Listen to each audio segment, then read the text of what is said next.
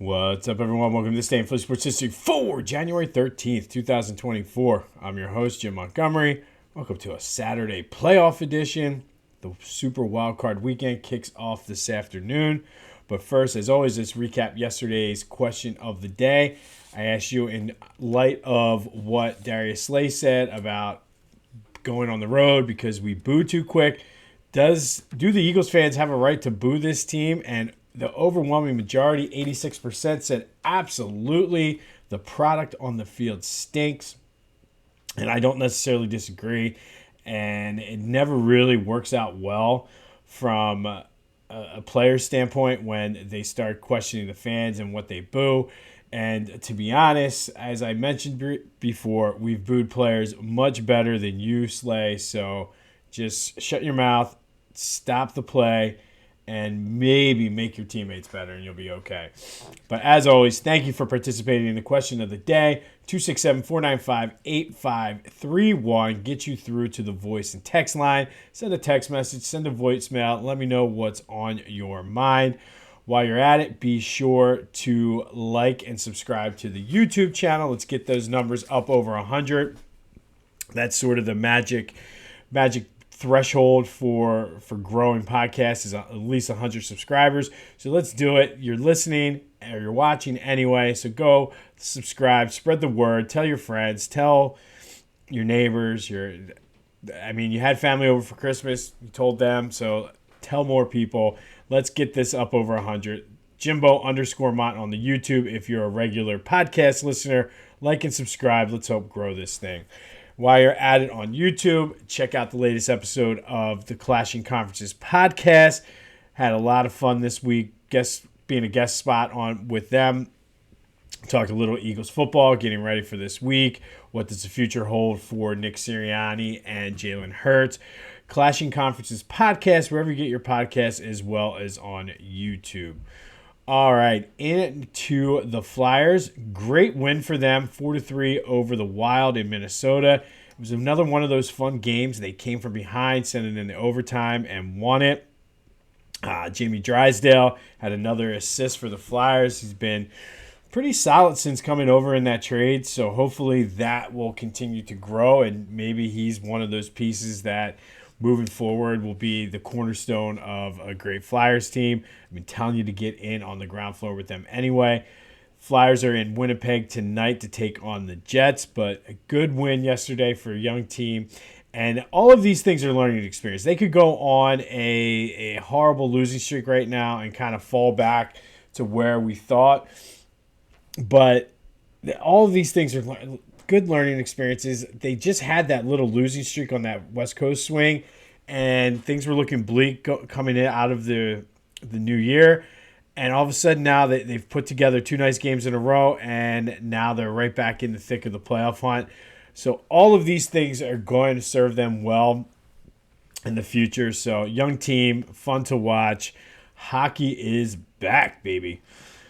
Another good win for the Sixers. They trying to figure out how to win without Joe is what is going to be key for this team because when he's in there, obviously they are a dominant team. However, he's going to need his days off. He does get banged up every now and then and has to miss some time. So winning those games is what's going to be the difference between a third seed and like a 4 or a 5 seed and a different road throughout the playoffs. So winning against a team like the Kings last night in dominant fashion, the streak against the King continues, 112-93. Tobias at 37.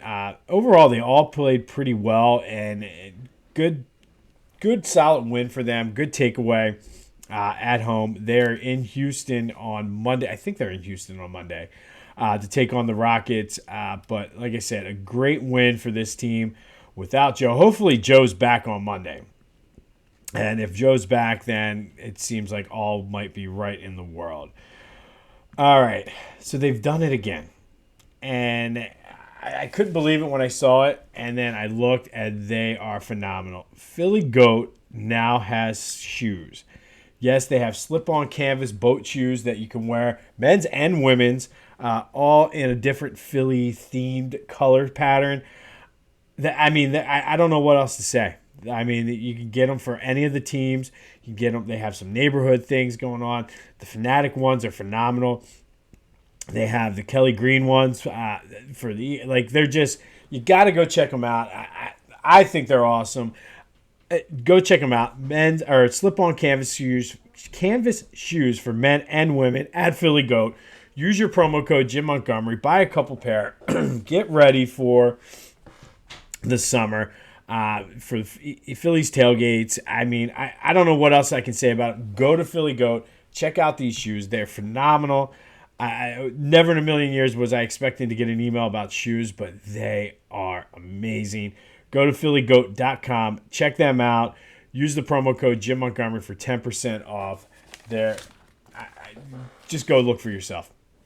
You won't be disappointed. phillygoat.com. Promo code Jim Montgomery for 10% off of your order. All right, now to the Eagles. And so many things to get to today with them. But the hype video. I mean, that to me is an acknowledgement of what they haven't really been coming right out and saying. Just that they've sucked. And it was a decent hype video, but I almost got the sense, and let me know what you think, that they were trying to convince themselves that they have a chance, and that's not a good thing. I kind of, like I said, got the sense that as Kelsey was narrating that, it's almost like they were trying to talk themselves into the fact that they have a shot. But I don't know. I've seen them do better hype videos. I guess maybe setting the standard to where they have been with their hype videos before to this one is actually getting... I don't know. Let me know what you think about the hype video. 267-495-8531. I just kind of got the sense that it was almost like they were defeated. They had to put one out, and they were almost trying to convince themselves that they have a shot in this game. But maybe I misread it. Let me know. Injury update. Reed and A.J. Brown still did not practice yesterday. Obviously, that is concerning on both fronts. But I think today, probably today would be the bigger telltale of what to expect, because this would be like the Friday practice before Sunday game. But AJ, I think everybody needs to sort of relax with this. But AJ Brown deleted his Twitter or his X account, and say what you want about me. I'm calling it Twitter. If I can type into my browser twitter.com, I'm calling it Twitter. If you don't want me to call it Twitter, make me have to go to x.com. But he delivered, and yes, I know I sound like an old man, but who cares? I am. But deleted his Twitter account. I'll get it out. And then removed any Eagles and really any NFL football things from his Instagram. And, of course, everybody's up in arms. Oh, my goodness. Because I guess he did something similar right before he was traded in Tennessee. But I think that may have been more because the draft was coming up. He knew he was about to get traded. I think people are trying to connect too many dots here and make this a bigger story. Read Marcus Hayes. And maybe he just doesn't want to be bothered. Maybe with all the BS and stupid guys like Marcus Hayes in the media making up stories about it, maybe he's focused on the playoffs. Guys do this a lot leading into the postseason, scrubbed. I don't know. Maybe he's just sick of it. Maybe this is all Marcus Hayes' fault. I don't know. Maybe there is something to it. Who knows? But what I'm not going to do is speculate and say this, that, or the other like some other people do.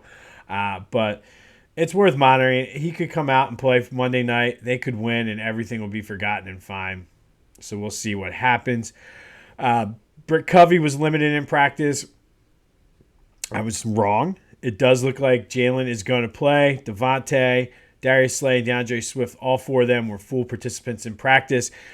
How well he can throw the ball, that's a whole nother issue. But we'll see what happens. I mean, I don't know. I just feel like everything is pointing to the Eagles getting blown out in this game. And it's been snowballing like this way for the past 6 weeks. But we'll see.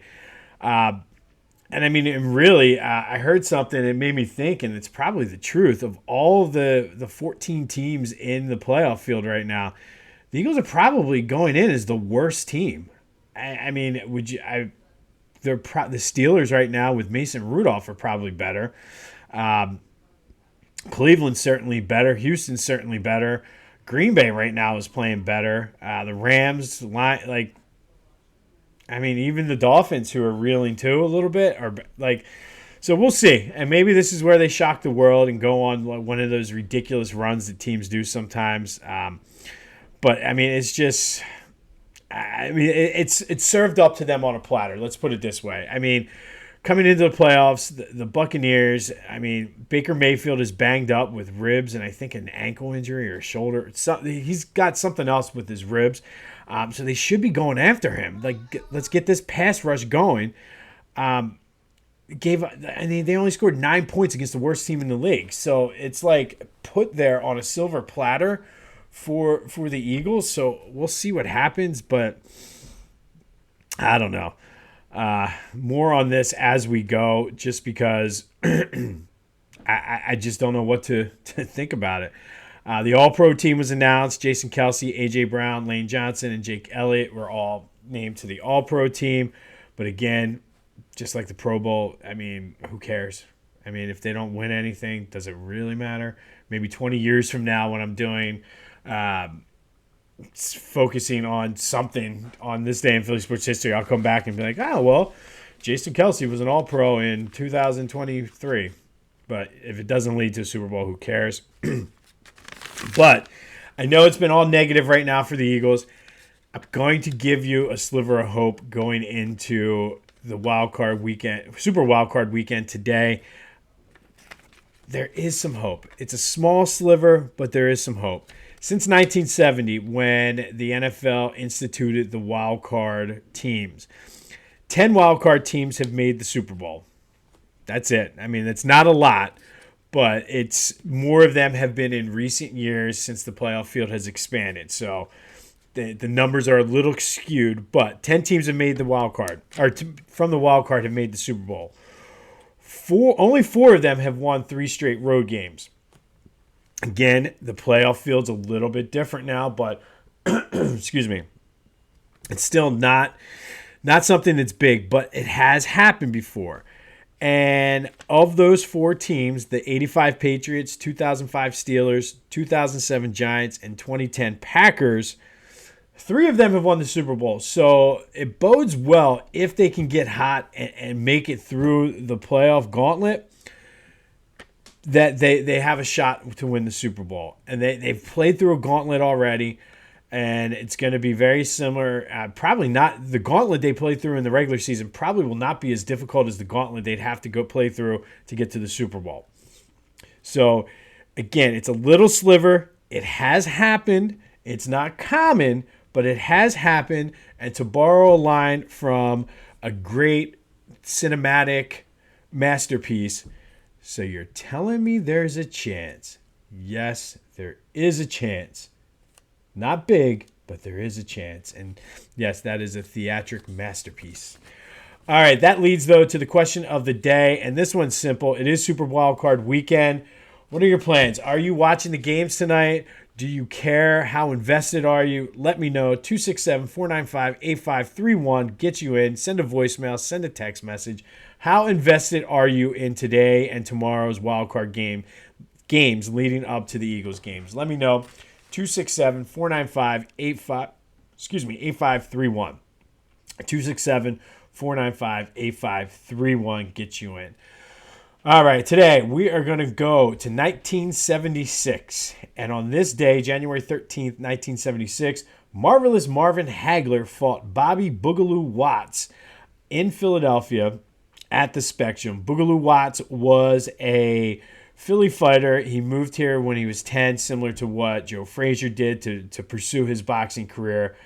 Marvin Hagler at the time was not the Marvin Hagler we would get to know, but he was had 20-some fights under his belt, and he was moving up through the ranks, and he was trying to get to that level that we know where Marvin Hagler ended up being. Watts provided a good test for him. He was kind of like the mid-card guy and a good test for a young fighter. He was strong, solid on defense and things like that. And in the fight, Hagler dominated him and by all accounts won the fight. However, two of the three Philly judges scored the fight 48-44 and 46-44. One of them called it a tie, and this was Marvin Hagler's first loss of his career in 26 professional fights, in a fight that he thoroughly dominated. Excuse me, Bobby Watts, but just for whatever reason, the judges just did not see it that way, and it kind of led a lot of people to say, "Oh, boxing's fixed," and some of the same things that happen today, especially if you go out to Vegas. This was so bad that J. Russell Peltz, who was the Spectrum boxing promoter, actually went and apologized to Hagler's people for the fight because everybody knew he won. The Philly crowd realized it after Watts, even though he was their hometown guy, left the ring. They gave an ovation to Marvin Hagler because, I watched some clips and highlights of this fight. He dominated him. And basically all Watts did a lot during the fight was just hold him. And to the point where it was an inappropriate quote today in today's culture, but Hagler kind of went in on him for not really wanting to fight and being a coward, so to speak. So you can connect the dots there. But Hagler would eventually get his revenge on Watts. He would fight 4 more times in Philly. It was a big draw at the Spectrum crowd. But on this day, it was Bobby Boogaloo Watts beating Marvelous Marvin Hagler at the Spectrum on a controversial, I guess that would be a split decision since the one judge called it a tie. But Boogaloo Watts beat Marvelous Marvin Hagler on this day in 1976 at the Spectrum. He would eventually get his revenge on Watts and fight a few more times in Philly, becoming an adopted sort of Philly boxer throughout the process. Would go on to be one of the best fighters ever. Had some great fights with Thomas the Hitman Hearns, Sugar Ray. Oh my God, not Sugar Ray Robinson. Sugar Ray Leonard. Sheesh, I'm terrible with names the past 2 days. Terrible. But Marvelous Marvin Hagler beat Joe. Oh my goodness. Listen, it's Saturday. I'm trying to get through it. Marvelous Marvin Hagler beat Bobby Boogaloo Watts on this day, or lost to Bobby. Oh my goodness. You guys know. I don't know what's going on. The Eagles have me flustered. This whole A.J. Brown story has me flustered right now, and it shouldn't. Marvelous Marvin Hagler lost to Bobby Boogaloo Watts on this day in 1976 at the Spectrum. There, we got it out. Whoo, man. All right, and finally, today's free agent who had a fresh start in Philly, probably the greatest free agent acquisition in Philadelphia sports history, Moses Malone. Moses was traded by the Rockets to the Sixers for a couple first-round picks in 1983 and Caldwell Jones. Immediately made an impact, averaged 24.5 points and 15 rebounds, 2 blocks his first season in Philly. Won the MVP for the second straight year, and this was actually an interesting stat that I didn't know. He's the only player in the NBA history to ever win back-to-back MVP awards with 2 different teams. And the only other person I could find, there might be other people out there, but the only other person I could find that did this in any sport was Barry Bonds in 92 and 93 with the Pirates and the Giants. So very, very rare and a hard thing to do, but he did win. Moses Malone won the MVP 2 straight years with 2 different teams. Obviously, they won the championship, and he won the Finals MVP that year. Finally got them over the hump. And really, this was like the definition and who I was thinking of when I decided to do the fresh start for January, because Moses had been to a finals before. He won a couple MVPs, and basically coming to the Sixers was his fresh start. It led to the Sixers finally getting over that hump. So it's like the epitome of free agents getting a fresh start in a new city. And then a few years later, he was unceremoniously traded after 5 years because he was, quote unquote, too old, or so they thought. Him, Terry Catledge, and 2 first-round picks for Cliff, not Clifford. That's a key distinction. I've said this 1,000 times, but we got the wrong Cliff Robinson and Jeff Ruland. All told, he had in 5 years, he had 21 points per game, 12 rebounds, 5 All-Star games, 2 All-NBA first teams, led the league in rebounding all 5 years in Philly. He was the all-defensive first team in 1983. He's a member of the 50th and the 75th NBA anniversary teams. His number 2 is retired by the Sixers. He promised a faux, but instead came up 1 game short, faux, in that playoff round in 1983, but always be remembered for the guy that put the Sixers over the hump to finally win that championship, because they were struggling leading up to that with Dr. J and those guys. And really that offseason before, Caldwell Jones and I believe it was Darryl Dawkins was the other center, just got destroyed in the finals the year before by Kareem Abdul-Jabbar. So Moses brought like a different mentality, a different toughness, because he was used to playing guys like that, and again, finally put them over the hump. But today's free agent who had a fresh start in Philly is perhaps the best free agent acquisition in the history of Philadelphia. I want to say at some point, if he wins a World Series, it'll be Bryce Harper. But for right now, it is Moses Malone, the greatest free agent acquisition in Philadelphia sports history. Moses Malone. On this day, back in 1976, Marvelous Marvin Hagler lost to Bobby Boogaloo Watts by a split decision at the Spectrum, a controversial split decision. Well, I don't know what to think of the Eagles. Let me know what you think. Like, are they trying to convince themselves with that hype video? Also, let me know what's your playoff watching routine this weekend. Are you invested in it? Do you care? Does it even matter? Let me know. 267-495-8531 gets you in. Flyers in action tonight in Winnipeg. Be sure to go to Philly Goat and check out those shoes, man. They're awesome. I mean, I want to buy like one of every pair and just wear them all the time this summer. So go check them out. Use the promo code Jim Montgomery for 10% off of your order. Be sure to like and subscribe to the YouTube channel. Let's get the subscriptions up over 100. Check out my guest spot on the Clashing Conferences podcast. It's slowly going to get chilly throughout the day. So if you're not planning on watching the wild card games, it might be a good day to do it. Go have yourselves a Saturday. This has been This Day in Philly Sports History. I'm Jim Montgomery. And until next time, I'll see you when I see you.